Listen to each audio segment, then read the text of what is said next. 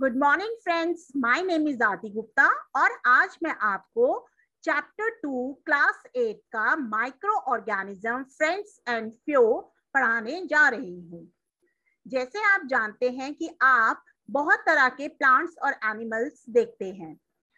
जैसे living organisms हैं हमारे चारों तरफ, हम जनरली उनको अपनी नेकेड आई से नहीं देख सकते और इन्हीं को हम माइक्रो ऑर्गेनिज्म या माइक्रोब्स कहते हैं।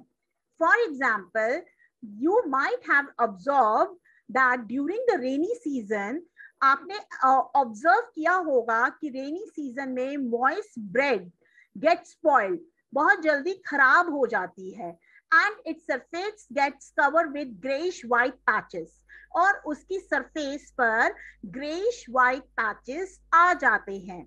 Observe these patches through a magnifying glass. अगर आप इन पैचेस को मैग्नीफाइंग ग्लास से देखें तो आप देखेंगे कि वो कैसे होते हैं, ब्लैक राउंडेड स्ट्रक्चर्स फॉर्म करते हैं। Do you know what these structures are? क्या आप जानते हैं कि ये स्ट्रक्चर्स क्या होते हैं और ये कहां से आते हैं? एक्टिविटी 2.1, अगर हम कुछ मॉइस्ट सॉइल को कलेक्ट करें और उसको एक बीकर में पुट करें और फिर उसके अंदर वाटर ऐड करें, तो after the soil particles have settled down, जब सॉइल पार्टिकल्स आपके सेटल डाउन हो जाएंगे नीचे, तो observe a drop of water from the beaker under a microscope. तो आप उस वाटर में से एक ड्रॉप लेकर बीकर से आप माइक्रोस्कोप में देखें, फिर देखकर सोचिए कि इसके अंदर आपको क्या दिखता है। Activity 2.2, take a few drop of water from a pond. आप कुछ ड्रॉप्स पॉन्ड से लें, spread on a glass slide, आप उसको ग्लास स्लाइड पे स्प्रेड करें और ऑब्जर्व करें माइक्रोस्कोप से। Do you find any tiny organism moving around? क्या आप वहां पर उस स्लाइड पर माइक्रोस्कोप से क्या आपको लगेगा कि कोई टाइनी ऑर्गेनिजम्स घूम रहे हैं? These observations show that water and soil are full of tiny organisms, though not all of them fall into the category of microbes. ये जितने भी ऑब्जर्वेशन है उससे आपको पता लगेगा कि वाटर और सॉइल में बहुत सारे टाइनी ऑर्गेनिजम्स होते हैं, लेकिन ये जरूरी नहीं है कि सारे के सारे कैटेगराइज्ड हो माइक्रोब्स में। These microorganisms or microbes are so small in size that they cannot be seen with the unaided eyes. ये माइक्रो ऑर्गेनिज्म और माइक्रोब्स इतने स्मॉल होते हैं कि आप अपनी नेकेड आई से इनको नहीं देख सकते। Some of these are as the fungus that grows on bread can be seen with the magnifying glasses. अगर आप जानते हैं तो फंगस जो ब्रेड पे ग्रो होती है, आप उसको मैग्नीफाइंग ग्लास से देख सकते हैं। Other cannot be seen without the help of microscope, और आप बाकी की फंगस को या माइक्रो ऑर्गेनिजम्स को माइक्रोस्कोप की हेल्प से ही देख सकते हैं। That is why these are called micro organism और माइक्रोब्स। इसलिए इनको माइक्रो ऑर्गेनिज्म कहते हैं और माइक्रोब्स कहते हैं। Microorganisms are classified into 4 major groups. इनको 4 major groups में divide किया गया है। First है bacteria, then second is your fungi, then third is your protozoa, and the fourth is algae. Some of these common microorganisms shown in figure 2.1 and 2.4. Viruses are also microscopic but are different from other microorganism. Virus भी आपका microscope से ही देखा जा सकता है, लेकिन ये different है और माइक्रो ऑर्गेनिज्म से। They however reproduce only inside the cells of the host organism. ये वहीं पे प्रोड्यूस होता है, उसकी बॉडी में प्रोड्यूस होता है जो होस्ट ऑर्गेनिज्म होता है, which may be a bacterium, वो हो सकता है आपका बैक्टीरियम, प्लांट या animal. Some of the viruses are shown in figure 2.5. Common alignment like cold, influenza, जिसको हम फ्लू कहते हैं, and most cuffs are caused by virus. और जितने भी कफ्स होते हैं वो आपके वायरस से ही होते हैं. सीरियस डिजीज जैसे पोलियो, चिकन पॉक्स, ये भी आपके वायरस की वजह से ही होते हैं. डिजीज लाइक डायसेंट्री और malaria are caused by protozoa. Dysentery और मलेरिया आपका प्रोटोजोआ से होता है, जिसको हम प्रोटोजोन्स भी कहते हैं. Whereas typhoid and tuberculosis are bacterial disease. Typhoid और ट्यूबरक्लोसिस आपके बैक्टीरियल डिजीज हैं. You have learned about some of these microorganisms in class 6th and class 7th. आपने इन माइक्रो ऑर्गेनिजम्स के बारे में क्लास 6 और क्लास 7 में पढ़ा होगा. Now these are the bacteria which they have shown in this picture. These two are bacteria.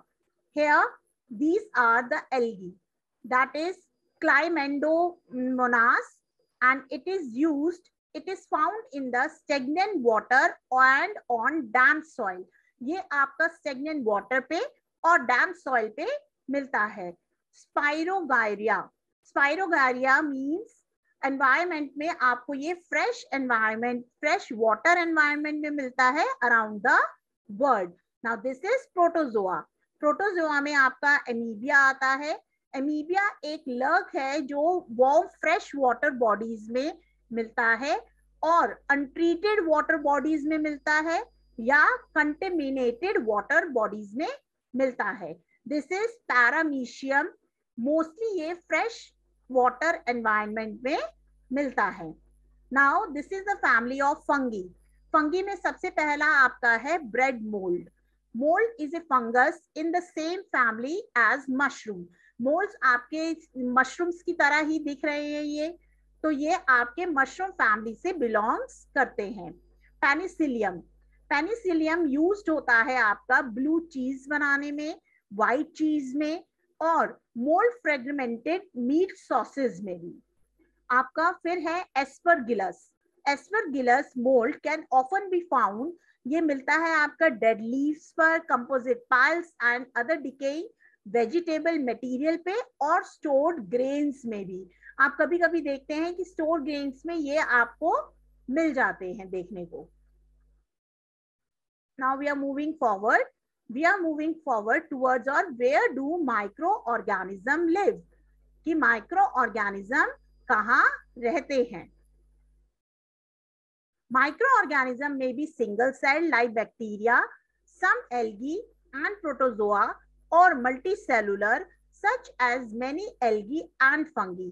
Microorganism single cell हो सकते हैं जैसे बैक्टीरिया, कुछ एल्गी हो सकते हैं, कुछ प्रोटोजोआ हो सकते हैं और कुछ मल्टी सेलुलर हो सकते हैं और कुछ बहुत सारे एल्गी और फंगी भी हो सकते हैं. They live in all types of environment, जो हर तरह के एनवायरनमेंट में स्टे ऑन कर सकते हैं. Ranging from ice cold climate to hot spring. आपके कितने भी ठंडे या कितने भी गर्म में यह जीवित रह सकते हैं. And desert to marshy lands. आपके बिल्कुल ड्राई एरिया से आपके पूरे डैम्प एरिया में ये मिल सकते हैं. They are also found inside the bodies of animals including humans. ये आपको बॉडीज एनिमल्स के और ह्यूमन बीइंग की बॉडीज में भी मिल सकते हैं.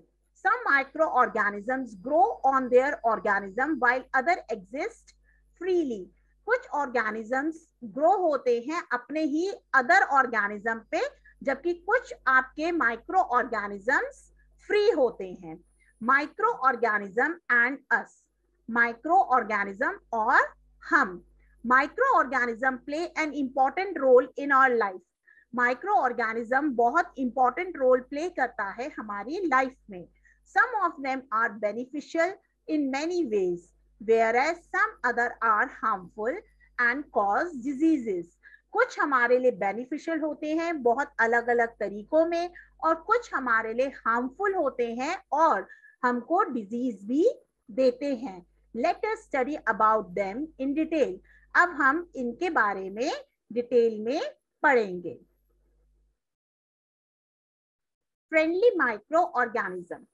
फ्रेंडली मीन्स वो माइक्रो ऑर्गेनिजम्स जो हमारे लिए फ्रेंडली है या जिनको खा के हम बीमार नहीं पड़ते। Micro organisms are used for various purposes. Micro organisms बहुत सारे पर्पसेस के लिए यूज होता है। They are used in the preparation of curd, bread and cake. आपके माइक्रो ऑर्गेनिजम्स यूज होते हैं आपकी कर्ड बनाने में, ब्रेड बनाने में और केक बनाने में। Microorganisms have been used for the production of alcohol since ages. आपके माइक्रो ऑर्गेनिजम्स अल्कोहल बनाने में भी यूज होते हैं। They are also used in cleaning up of the environment. ये आपके एनवायरमेंट को क्लीन करने के लिए भी यूज होते हैं। जैसे the organic waste. Organic waste वो होता है जो वेजिटेबल पील्स का, remains of animals, faeces etcetera जो भी होता है, ये सब आपका ऑर्गेनिक वेस्ट में आता है। And broken down into harmless and usable substance by bacteria. और ये सब्सटेंस आपके हार्मलेस होते हैं और ये यूजेबल सब्सटेंस होते हैं बाय बैक्टीरिया, जो बैक्टीरिया फॉर्म करता है। Recall that bacteria are also used in the preparation of medicine. अगर हम देखें तो बैक्टीरिया आपका मेडिसिन को बनाने के लिए भी यूज में आता है। In agriculture they are also used to increase soil fertility by fixing nitrogen. आपके एग्रीकल्चर में भी आपका ये बैक्टीरिया सॉइल की फर्टिलिटी को इंक्रीज करने में और नाइट्रोजन को फिक्स करने में काम आता है। Making of curd and bread, कि कैसे हम कर्ड और ब्रेड को बनाते हैं। You have learned in class 7 that milk is turned into curd by bacteria. हमने क्लास 7th में, क्लास 6th में एंड 7th में हमने ये पढ़ा है कि कैसे आपका कर्ड चेंज हो जाता है with the help of bacteria. I saw that my mother added a little curd to warm milk to set curd for the next day. I wonder why. मैंने देखा कि मेरी मम्मा ने ऐड करा थोड़ा सा कर्ड ल्यूक वार्म मिल्क में और आपका कर्ड सेट हो गया नेक्स्ट डे। कैसे? Curds contain several microorganisms. Curd हमारे बहुत सारे माइक्रो ऑर्गेनिज्म कंटेन करता है। ऑफ दीज द बैक्टीरियम, आपका कर्ड में मिल जाएगा bacterium, lactobacillus promote the formation of curd. Curd में आपको लैक्टोबैकुलस मिल जाएगा। It multiplies in milk and converts it into curd. आपका ये बैक्टीरिया मल्टीप्लाइज होता है मिल्क में और ये कन्वर्ट हो जाता है आपका कर्ड में। Bacteria are also involve in making of cheese, pickles and many other food items. Bacteria आपका इन्वॉल्व होता है चीज बनाने में, आपके अचार बनाने में और बहुत सारे फूड आइटम्स को बनाने में। एन इम्पॉर्टेंट इंग्रेडिएंट ऑफ रवा या सूजी इडली और भटूरा इज कर्ड। आपका इम्पॉर्टेंट इंग्रेडिएंट है रवा सूजी की इडली बनाना या भटूरा बनाने में आपका कर्ड का यूज होता है। Can you guess why? क्या आप गेस कर सकते हो क्यों? Bacteria and yeast are also helpful for fermentation of rice, idli and dosa batter. Bacteria और यीस्ट आपका बहुत हेल्पफुल होता है फर्मेंटेशन के प्रोसेस में of rice and dosa batter. अगर आपने देखा हो तो कुछ टाइम बाद डोसे का बैटर डबल हो जाता है because of fermentation only. Now we are moving towards our activity 2.3. Take half kg flour, आटा या मैदा, add some sugar and mix with warm water. आपको आधा किलो फ्लावर लेना है, आटा लेना है या मैदा लेना है और उसमें कुछ शुगर मिक्स करनी है आपको वार्म वाटर के साथ। Add a small amount of yeast powder and knead to make a soft dough. और आपको कुछ यीस्ट पाउडर उसके अंदर ऐड करना है और आटा गूंद लेना है। What do you observe after 2 hours? आप 2 घंटे बाद क्या ऑब्जर्व करेंगे? Did you find the dough rising? क्या आप देखेंगे कि आपका डो ऊपर आ गया है? Yeast reproduce rapidly and produce carbon dioxide during respiration. Yeast आपका बहुत जल्दी रिप्रोड्यूस्ड होता है और ये प्रोसेस आपका कार्बन डाइऑक्साइड ड्यूरिंग रेस्पिरेशन के प्रोसेस में यूज होता है। Bubbles of the gas fill the dough and increase its volume. जो आपके बबल जब वहां पे प्रेजेंट होंगे वो आपके गैस से फिल्ड हो जाते हैं और आपका नीटेड आटा वो ज्यादा फूल जाता है। This is the basis of use of yeast in the baking industry for making breads, pastries and cakes. इसलिए आपकी बेकिंग इंडस्ट्री में आपकी ब्रेड बनाने के लिए, पेस्ट्रीज बनाने के लिए और केक्स बनाने के लिए यीस्ट को यूज किया जाता है। Commercial use of micro organism, कि कैसे हम इसको डे टू डे लाइफ में कमर्शियली यूज करते हैं। Microorganisms are used for the large-scale production of alcohol, wine, and acetic acid vinegar. Microorganism बहुत ज्यादा large scale पे use होता है production alcohol के लिए, wine के लिए और acetic acid vinegar को बनाने के लिए। Yeast is used for commercial production of alcohol and wine. Yeast का हम यूज करते हैं प्रोडक्शन अल्कोहल के लिए और वाइन के लिए। For this purpose yeast is grown on natural sugars present in grains like barley, wheat, rice, crushed fruit juices etcetera. इस पर्पस के लिए यीस्ट को ग्रो किया जाता है नेचुरल शुगर पे, जैसे जो प्रेजेंट होती है हमारे ग्रेन्स में, जैसे बार्ले में, व्हीट में, राइस में, क्रश फ्रूट जूसेस में और बहुत सारी चीजों में। Activity 2.4, take a 500 ml beaker filled up to 3/4 with water. आपको एक 500 ml का बीकर लेना है और उसको 3/4 वाटर से फिल करना है। Dissolve 2-3 teaspoon of sugar in it, और उस सॉल्यूशन में आपको 2-3 टीस्पून शुगर की डिसॉल्व करनी है। And half a spoon of yeast powder to sugar solution, और आपको उस सॉल्यूशन में हाफ यीस्ट पाउडर भी डालना है।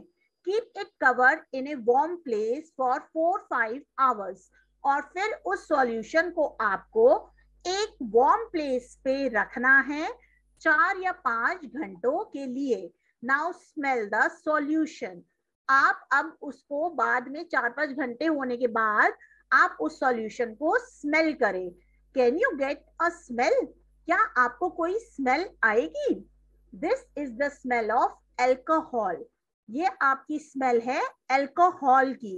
As sugar has been converted into alcohol by yeast, जो आपकी शुगर सिरप सॉल्यूशन था ये वाला, वो कन्वर्ट हो गया है आपका अल्कोहल में because of adding yeast, yeast के डालने की वजह से।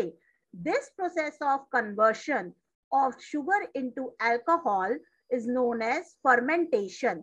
इसी प्रोसेस को हम कहते हैं फर्मेंटेशन। लुइस पास्चर ने डिस्कवर करा था फर्मेंटेशन को 1857 में। Medical use of microorganism. Whenever you fall ill, the doctor may give you some antibiotic tablets, capsules or injections such as of penicillin. आप जब बीमार होते हो या बीमार पड़ते हो तो डॉक्टर आपको कुछ एंटीबायोटिक टैबलेट्स, कैप्सूल्स या इंजेक्शंस देता है, जैसे penicillin. The source of these medicines is microorganism. ये आपकी medicines का source microorganism ही है। These medicines kill or stop the growth of the disease causing microorganism. ये मेडिसिन या तो स्टॉप कर देती हैं या मार देती हैं उन माइक्रो ऑर्गेनिजम्स को जो आपको डिजीज दे रहा है। Such medicine are called antibiotics. इन मेडिसिन को हम एंटीबायोटिक्स कहते हैं। These days, a number of antibiotics are being produced from bacteria and fungi. अब आजकल इस जमाने में एंटीबायोटिक्स को प्रोड्यूस किया जा रहा है बैक्टीरिया और फंगी की मदद से। Streptomycin, tetracycline and erythromycin are some of the common known antibiotics which are made from fungi and bacteria. ये जितनी भी आपकी मेडिसिन हैं, आप अगर देखेंगे नेट पे तो आपको मिलेगा कि ये कॉमनली नोन एंटीबायोटिक्स हैं जो आपकी फंगी और बैक्टीरिया की हेल्प से बनती हैं। इन 1929 में Alexander Fleming was working on a culture of disease causing bacteria. जो अलेक्जेंडर फ्लेमिंग थे वो कल्चर डिजीज बैक्टीरिया के लिए वर्क कर रहे थे। सडनली ही फाउंड, अचानक ही उन्हें मिला the spores of little green mould in one of his culture plates. उनकी स्लाइड्स पे एक ग्रीन कलर का लिटिल मोल्ड उनको मिला। ही ऑब्जर्व, उन्होंने ऑब्जर्व करा that the presence of mold prevented the growth of bacteria. जो उनको वो मोल्ड मिला था उसने बैक्टीरिया की ग्रोथ को प्रिवेंट करा। In fact, it also killed many of these bacteria. In fact, उसने प्रिवेंट तो किया ही, साथ ही साथ बहुत सारे बैक्टीरियाज को किल भी करा। From this, the mold penicillin was prepared. इससे आपका मोल्ड पेनिसिलिन बनाया गया। The antibiotics are manufactured by growing specific microorganisms and are used to cure a variety of disease.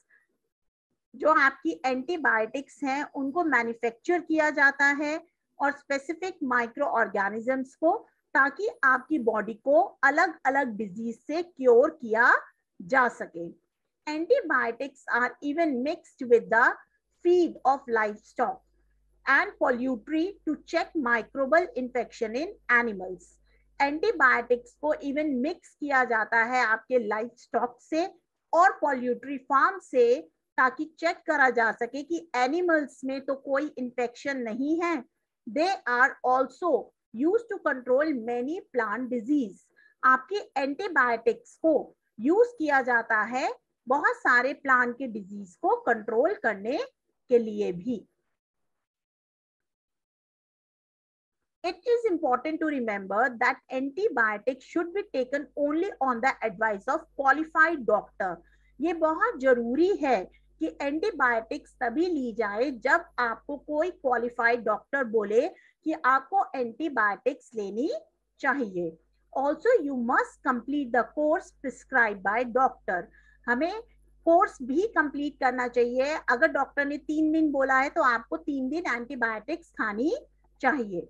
If you take antibiotics when not needed or in wrong doses, it may make the drug less effective when you might need it in further. अगर आप अपनी मर्जी से antibiotics लेते हैं तो जब आपको जरूरत होगी फ्यूचर में तो वो आपकी बॉडी पे लेस इफेक्टिव होगी।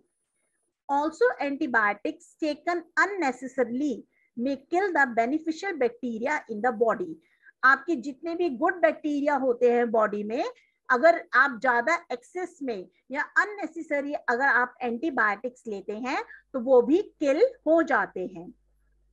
Antibiotics, however, are not effective against cold and flu as these are caused by virus. Cold and flu आपका वायरस की वजह से होता है, इसलिए आपके एंटीबायोटिक्स ज्यादा इफेक्टिव नहीं होते।